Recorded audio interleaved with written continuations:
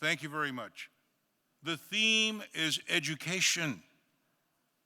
Who here believes that education is the key in a person's life? Tell me, who is here today because somebody cared enough to make education important in your life? ¿Quién está aquí? I know I am. Now tell me, and I want to ask you, please don't be shy. If you are involved in education in any way, student, teacher, counselor, administrator, please stand. Mentor, stand. Every person should be standing because each of us have a stake in education. Well, that is our subject for this panel. I want to welcome Dr. Teresa Montaño, who's here from California. Thank you very much. Dr. Maria Elena Cruz, also thank you. Higher education, teacher recruitment, dual language, these are the subjects of the day in our families. I hope that you who have chosen to be in this panel will become the biggest champions of these topics. Take them home, share them with familias in our communities. Let me help welcome our first panelist. He is the External Relations Manager at the Education Trust West, raised in the farm worker movement that the grandfather founded. Anthony grew up participating in United Farm Worker marches, picket lines, and political campaigns. Please help me welcome Anthony Chavez.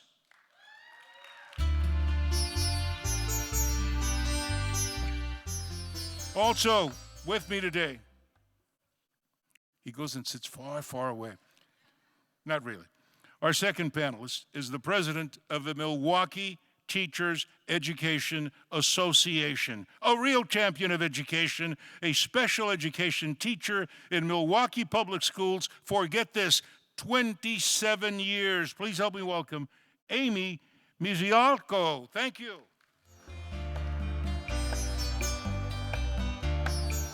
I want to come join them over here, okay? And I've got my timer. All right, guys, I want to begin with one key question. When we talk about, I must use this for my time. When we talk about the subject of higher learning, higher education, the concept of K through 16, K through 20, Amy, is that the new necessity in a competitive global environment for our students? What do you think? I think it's actually, we need to be thinking about birth. What is the continuum and trajectory for our children starting at birth and, all of the way through, whether it's K-16, K-20, as you mentioned. But that means purposeful, intentional investment and treating families and children. And when you say investment, I want to be clear, we're talking about investing time with our children. And you say from birth, learning begins. Before, right? Like, really, we're taking care of our children in utero. But from birth, we need to be making investments in time, but also investments in dollars as communities in our children. And we're going to jump into that and drill down deeper. Anthony, coming from a family of social transformation and change, where do you stand today on the importance of dual language learning and the importance of culture familiarity for students in the classroom? Where do you see that playing a role in education? Yeah, thank you, David. And before I begin, I just want to say thank you to LULAC for the invitation to be here. It's a tremendous honor to be with you all on your 90th anniversary. I also want to thank the folks of the Education Committee for the invitation to join them here today and to join them for a workshop and a roundtable this afternoon that hopefully you'll also join us for.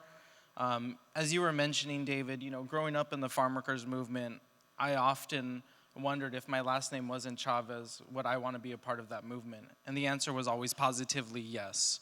But as I was growing up, I wondered what my own causa would be. And after my grandfather's passing and having the invitation to share in numerous schools around the state and the nation, I got a chance to recognize the differences among schools. And after visiting some phenomenal schools and places where you wouldn't expect it, I realized that decisions and choices were being made that made the difference. And so I wanted to spend my time ensuring that educational justice and equity was something that was guaranteed, not something that was by chance. So that's why I'm lucky to be with the Education Trust West, where we do research, we take action, and we do it together in concert with communities of advocacy. And it's important because we know that our education system on average sends Latinos to schools with less funding and resources.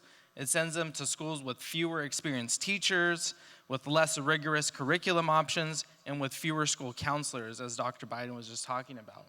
And when you talk about English language learners, that could be a somewhat sensitive subject for our community. I remember hearing stories about my grandparents getting their hands hit with rulers when they tried to speak Spanish. And for that reason, my parents and some of my aunts and uncles and myself didn't learn Spanish in the home.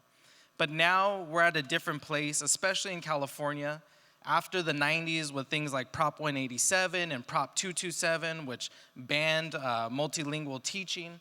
Now we're starting to see a resurgence in bilingual education with the passage of Prop 58, which is now about, it's great news, which is about multilanguage learning and the English Learner Roadmap. And we know about the brilliance of bilingual babies, and fortunately we're at a place where we're trying to be proud of the diversity of this country. I love that, brilliance of bilingual babies. Okay, that's great.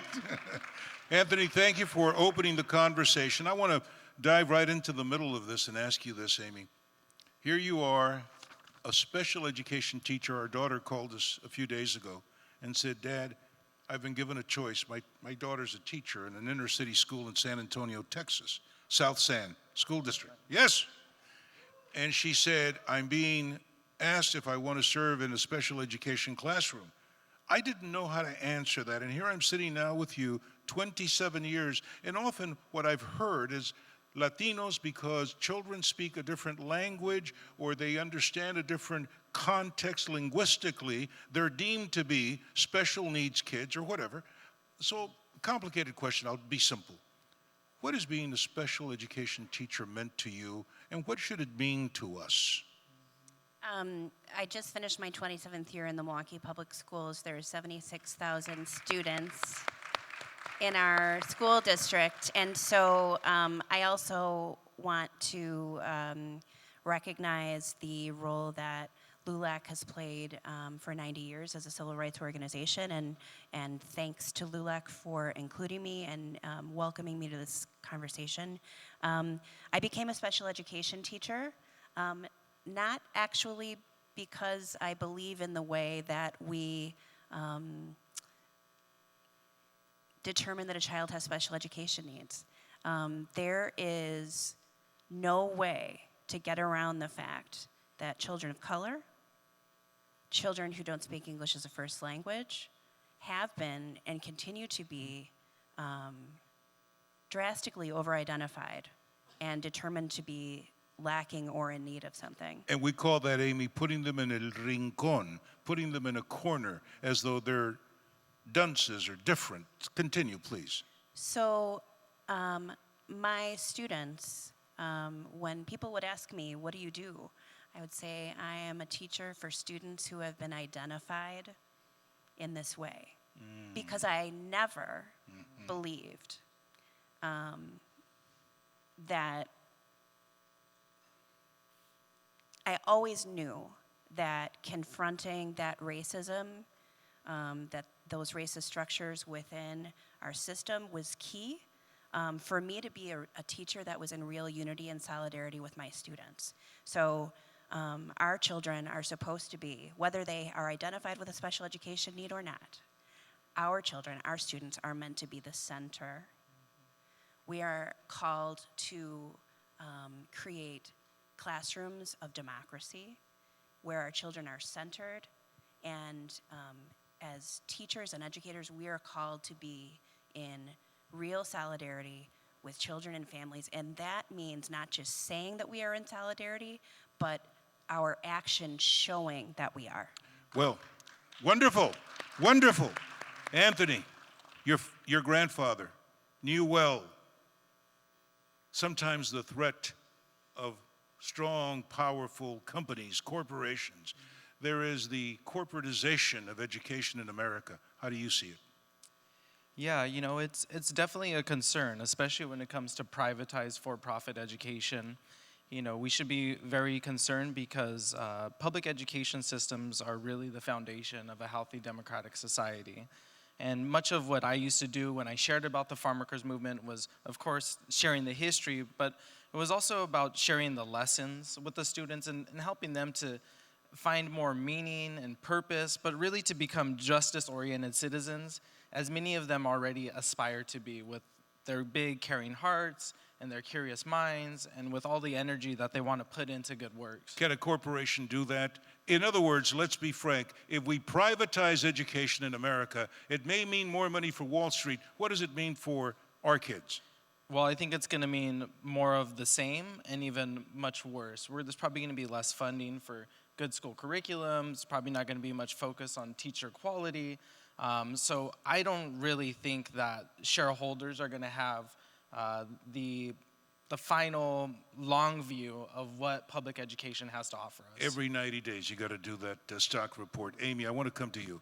There is a perception, let's face it, you're in a union, you're a labor leader in the great state of Wisconsin, but there seems to be a public perception that unions, well, they're for you, but then there's us. Tell me, what is the misconception about that? So right before I answer that, I just want to add on to what Anthony was saying, is that anytime that there is privatization of public infrastructure, anytime that there is privatization of the public sphere and the common good, it is anti-democratic.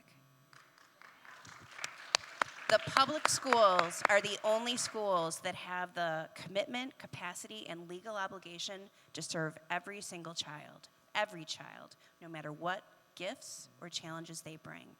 In terms of your question of unions and being a labor leader, the person that wakes up most surprised every single day that I am the president of the Milwaukee Teachers Union is me. I came to Milwaukee to try and create a democratic classroom that honored children, and to be the very best special education teacher that I could be. That is what my work was about. When the former governor of this state and the Republican legislature worked to put the literal existence of public schools on the chopping block, to deny a free and appropriate public education to our children, I found myself being called to do more, and I knew that the stakes were high. So in terms of unions, my grandfather was an iron worker. My father was a postman. We're in a union family. But I never really knew what a union could be and what a union must be. So the Milwaukee Teachers Education Association and the National Education Association, the largest union and professional association in this country of 3 million members, we are called to do more. And there is a movement afoot for social justice unionism. It is the responsibility of educators in unions to be in solidarity with our communities, families, and students, because the concerns and priorities of our students are our concerns. They are our concerns. And it is, we are called to do that.